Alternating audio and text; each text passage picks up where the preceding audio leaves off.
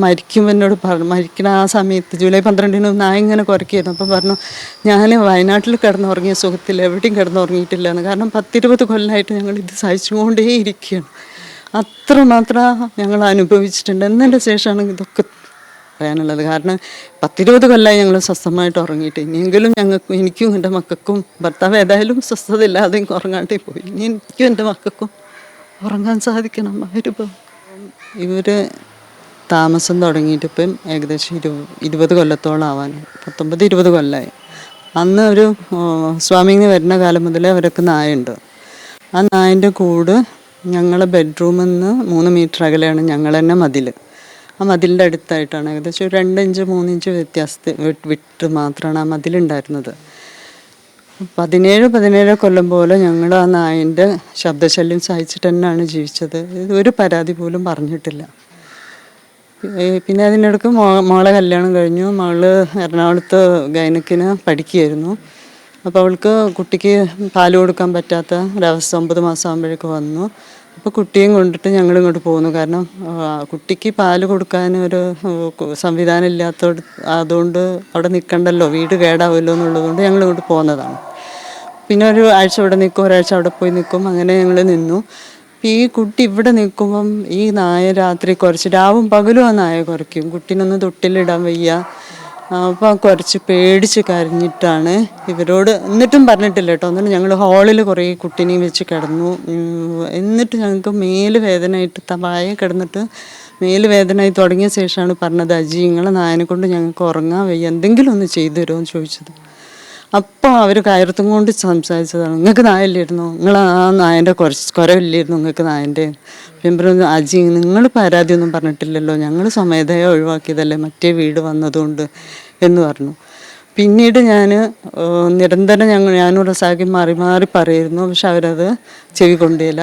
പിന്നെ അവരുമായിട്ടൊരു വാക്ക് തർക്കത്തിലേക്ക് പോകണ്ട എന്നുള്ള രീതിക്കാണ് ഞങ്ങൾ മാനാരി റെസിഡൻസുമായിട്ട് ബന്ധപ്പെടുന്നത്. പക്ഷെ മാനാരി റെസിഡൻസ് ചെയ്ത ഒരു തെറ്റെന്താണെന്ന് വെച്ചാൽ, അവർ റെസിഡൻസ് എന്ന് പറഞ്ഞാൽ ഞാൻ മുൻ ഭാരവാഹിയാണ്. എറണാകുളത്ത് പോയപ്പോഴാണ് ഞങ്ങൾ ആ റെസിഡൻസിൽ നിന്ന് പോകുന്നത്. ഞാനും ഹസ്ബൻഡും ആ റെസിഡൻസിലെ ഭാരവാഹികളായിരുന്നു, നല്ല എക്സിക്യൂട്ടീവ് കമ്മിറ്റി അംഗങ്ങളായിരുന്നു. പിന്നെ അവർ ചെയ്തൊരു തെറ്റെന്താണെന്ന് വെച്ചാൽ, നമ്മളെ പരാതി എത്രത്തോളം ആഴത്തിലുള്ളതാണെന്ന് പരിശോധിക്കാൻ ആ റെസിഡൻസിൽ നിന്ന് ഒരു 10 ആൾ വന്ന് ഞങ്ങൾ വീട് പരിശോധിച്ചില്ല. ഞങ്ങൾക്ക് കിടക്കാൻ വേറെ സ്ഥലമില്ല എന്നും, ഈ കൂട് ഇത്ര അടുത്താണെന്നും, ഇതിൻ്റെ സൗണ്ട് ഇത്ര വലിയതാണെന്നും, ആ സൗണ്ടിൻ്റെ ഡെസിബൽ ഒരു മനുഷ്യനോ ഒരു രോഗിക്കോ ഒരു കുട്ടിക്കോ സഹിക്കാൻ പറ്റുന്നതാണോ എന്നൊന്ന് പരിശോധിക്കാനോ അല്ലെങ്കിൽ അതിലൊന്ന് ഇടപെടാനോ, എൻ്റെ പരാതിക്ക് പിറകെ അവരുടെ ഒരു സപ്പോർട്ടും കൂടെ ഉണ്ടായിരുന്നു. ഒരു പക്ഷേ എനിക്കത് പോലീസ് സ്റ്റേഷനിൽ വെച്ചിട്ടോ കോർപ്പറേഷനിൽ വെച്ചിട്ടോ തന്നെ തീർക്കാൻ കഴിയുമായിരുന്നു. പക്ഷെ അങ്ങനത്തെ ഒരു ഇടപെടൽ മാനാരി റെസിഡൻസിൽ നിന്ന് ഉണ്ടായില്ല. സെക്രട്ടറി ഫോൺ ചെയ്യും, അവരോട് പറയും, അവർ കൂട് മാറ്റാമെന്ന് പറയും, മാറ്റാറില്ല. അങ്ങനെയാണ് പിന്നെ ഞാൻ സഹികെട്ടിട്ടാണ് പിന്നെ കോർപ്പറേഷനിലേക്ക് പോണത്. കോർപ്പറേഷനിൽ പോയിട്ടും കോർപ്പറേഷനിൽ പന്നിയങ്ങര പോലീസ് സ്റ്റേഷനിൽ പോയി. പന്നിയങ്ങര പോലീസ് സ്റ്റേഷനിൽ അന്ന് എസ് ഐ ആയിരുന്നത് കിരൺ സാറായിരുന്നു. കിരൺ ശശിധരൻ എന്ന് പറഞ്ഞിട്ടുള്ള സാറായിരുന്നു. സാറിൻ്റെ അടുത്ത് പരാതി കൊടുത്തു. സാറ് ഞങ്ങളെ 2 ആളെ വിളിപ്പിച്ചു. പക്ഷേ സാറും അപ്പം അത് അത്ര വലിയ ഗൗനിച്ചെടുത്തില്ല. കാരണം ഒരു നായൻ്റെ കുരയല്ലേ എന്നുള്ള രൂപത്തിൽ മാത്രം എടുത്തത്. പിന്നീട് സാറിന് നിർബന്ധപൂർവ്വം ഞാൻ ഒന്ന് വരുമോ ചോദിച്ചിട്ട് സാറിനെ ഞാൻ വിളിപ്പിച്ചു. സാറ് വന്നു. അപ്പോഴേക്കും എൻ്റെ ഹസ്ബൻഡ് ഈ രോഗത്തിന് അടിമയായിരുന്നു. അപ്പം ചികിത്സയും തുടങ്ങിയിരുന്നു. അപ്പം ഈ റൂം, ഇത് കൊലായിൻ്റെ അടുത്തുള്ള ഞങ്ങൾ ഓഫീസ് റൂമായിട്ട് ഉപയോഗിക്കുന്ന ഈ റൂമിലെ ദിവാൻ്റെ മുകളിലാണ്. ആ നായൻ്റെ ബെഡ്റൂമിൽ കിടക്കാൻ പറ്റാത്തത് കൊണ്ട് ദിവാൻ്റെ മുകളിലായിരുന്നു അദ്ദേഹം കിടന്നത്. അവിടെയുള്ള ഒരു സോഫയിൽ ഇരുന്നു കൊണ്ട് തന്നെ പകൽ സമയത്ത് ആ നായൻ്റെ ശബ്ദം എസ് ഐ കേട്ടതാണ്.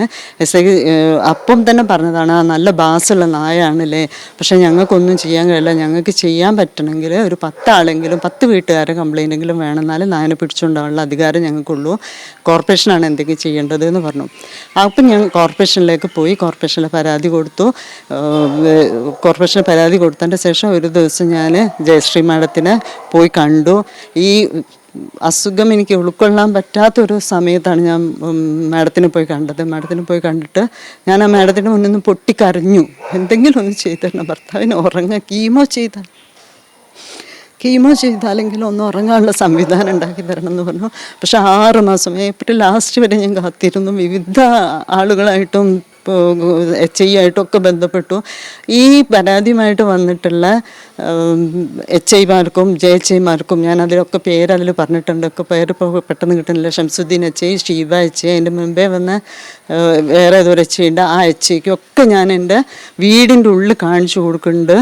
ഇതാണ് ഞങ്ങളുടെ സ്ഥിതി, ഞങ്ങൾക്ക് കിടക്കാൻ വേറെ സ്ഥലമില്ല, ഞങ്ങൾ ഹാളിലാണ് കിടക്കണമെന്ന് ഞാൻ പറഞ്ഞു കൊടുക്കുന്നുണ്ട്. പക്ഷെ അവരെന്താ റിപ്പോർട്ട് എഴുതിയതെന്ന് എനിക്കറിയില്ല. അങ്ങനെ ഞാൻ മോളോട് പറയണം, മോളെ എപ്പോഴൊക്കെ തോന്നുമ്പോൾ കിടന്നുറങ്ങണമെങ്കിൽ നമുക്ക് ഇവിടുന്ന് വീട് മാറിപ്പോകണം, കോഴിക്കോട് സിറ്റിയിൽ നമുക്ക് വീട് വാങ്ങി. അവൾക്ക് മാത്രം ഉപ്പൻ്റെ വരുമാനം നിന്നു, പിന്നെ അവൾക്ക് മാത്രമേ ഉള്ളൂ വരുമാനം. മോന് ഗൾഫ് പോയിട്ടേ ഉള്ളൂ, എനിക്ക് വരുമാനമായിട്ടില്ലായിരുന്നു.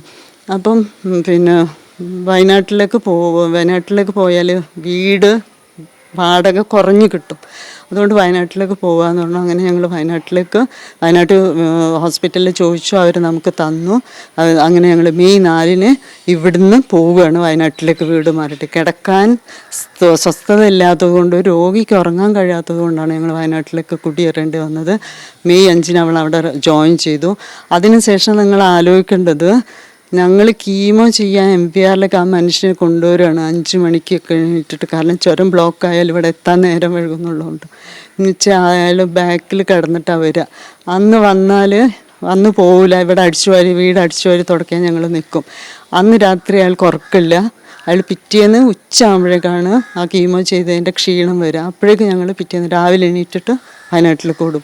വയനാട്ടിലേക്ക് ഓടി അവിടെ എത്തിയിട്ട് എന്തെങ്കിലും ചായ കുടിക്കുമ്പോഴേക്കും അയാൾക്ക് ക്ഷീണം തുടങ്ങി കിടക്കാനാവും. പക്ഷേ അയാൾ എൻ്റെ അടുത്ത് മരിക്കുമ്പോൾ ജൂലൈ 12-ന് ഞങ്ങൾ വന്നപ്പം മരിക്കുമ്പോൾ എന്നോട് മരിക്കുന്ന ആ സമയത്ത് ജൂലൈ 12-ന് ഇങ്ങനെ കുറയ്ക്കായിരുന്നു. അപ്പം പറഞ്ഞു, ഞാൻ വയനാട്ടിൽ കിടന്നുറങ്ങിയ സുഖത്തിൽ എവിടെയും കിടന്നുറങ്ങിയിട്ടില്ല എന്ന്. കാരണം 10-20 കൊല്ലമായിട്ട് ഞങ്ങൾ ഇത് സഹിച്ചുകൊണ്ടേ ഇരിക്കുകയാണ്.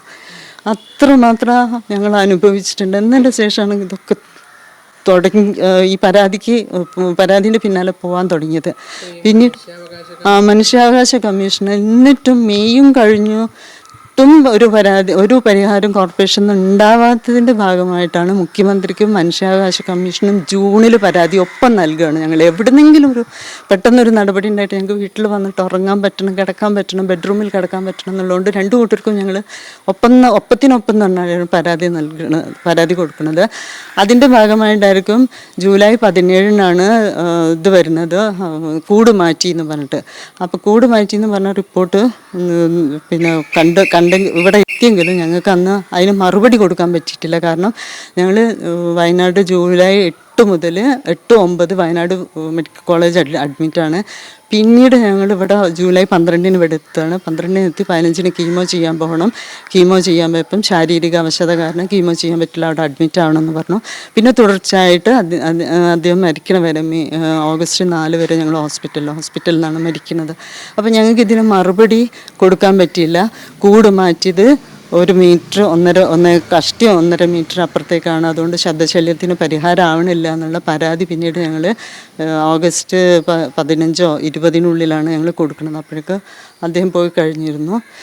ഇത് മനുഷ്യാവകാശ കമ്മീഷൻ്റെ ആദ്യത്തെ സിറ്റിംഗ് 19-നാണ്. അതും ഒരു നായൻ്റെ കുരലിൻ്റെ ഒരു പ്രശ്നമില്ലെന്നായിരിക്കും കരുതിയിട്ടുണ്ടാവുക. പക്ഷേ കോർപ്പറേഷനിൽ നിന്നും ബന്ധപ്പെട്ട ഉദ്യോഗസ്ഥരെയും പിന്നെ ഈ എൻ്റെ അയൽപക്കക്കാരനെയും വിളിക്കണം എന്ന് പറഞ്ഞു. ആ വിളിച്ച ഡേറ്റ് ഓഗസ്റ്റ് 26-നാണ്. അപ്പോഴേക്ക് ഇയാൾ മരിച്ചിരുന്നു. അപ്പം ഞാൻ മരിച്ച പേപ്പർ കട്ടിങ്ങും ഡെത്ത് സർട്ടിഫിക്കറ്റും ഒപ്പം മുഖ്യമന്ത്രിക്ക് കൊടുത്ത റീപെറ്റീഷൻ കൊടുത്തിട്ടുള്ള ഈ പരാതിൻ്റെ കോപ്പി എൻ്റെ കയ്യിലുണ്ട് ഇപ്പോഴും. ആ പരാതിയും കൊണ്ടുപോയിട്ട് ഞാൻ എൻ്റെ പേര് വിളിച്ച് ഞാൻ ചെയറിൽ ഇരിക്കുന്നതിന് മുമ്പേ സാർ ഇതൊന്ന് വായിക്കൂ എന്ന് പറഞ്ഞിട്ട് സാറിൻ്റെ അടുത്ത് കൊടുത്തിരുന്നു. സാർ അത് എത്രത്തോളം വായിച്ച് മനസ്സിലാക്കിയെന്ന് എനിക്കറിയില്ല. ജൂലൈ 17-ന് മാറ്റി ഇത് കൂടിൻ്റെ പ്രശ്നം പരിഹരിക്കുന്നില്ല എന്നുള്ള അത് സാറിന് ബോധ്യപ്പെട്ടോ അല്ലെങ്കിൽ വായിച്ചിട്ട് മനസ്സിലായോ എന്ന് എനിക്കറിയില്ല. ഇങ്ങനത്തെ ഒരു ഉത്തരവ് പിന്നെ ഇപ്പം വരികയാണ്. ഞാൻ 4-ാമത്തെ മാതൃഭൂമിയിലാണ് കാണുന്നത്. അപ്പോൾ എനിക്കതൊരു പരിഹാരമായിട്ടില്ല. എനിക്കൊരു പരിഹാരം ആവണമെന്ന് പറഞ്ഞിട്ട് മുഖ്യമന്ത്രിക്ക് ഞാൻ എഴുതിയത് എൻ്റെ വീട്ടിൻ്റെ അടുത്ത് നിന്ന് ആ നായയെ തന്നെ പിടിച്ചു കൊണ്ടുപോകണമെന്നാണ്. അത് സാധിക്കാത്ത പക്ഷം കൂടെ അവർ അടുക്കള ഭാഗത്തേക്ക് മാറ്റണമെന്നും പിന്നെ നായയെ രാത്രി തുറന്നു വിടരുതെന്ന്. ഇപ്പോൾ പകൽ ഉറങ്ങാൻ കഴിയില്ലെങ്കിൽ രാത്രിയെങ്കിലും ഉറങ്ങാലോ, നായയെ രാത്രി അത് അഴിച്ചു വിടരുതെന്ന് നിർദ്ദേശിക്കണമെന്നും പറഞ്ഞിട്ടാണ് ഞാനിപ്പം മുഖ്യമന്ത്രിക്ക് പരാതി കൊടുത്തിട്ടുള്ളത്.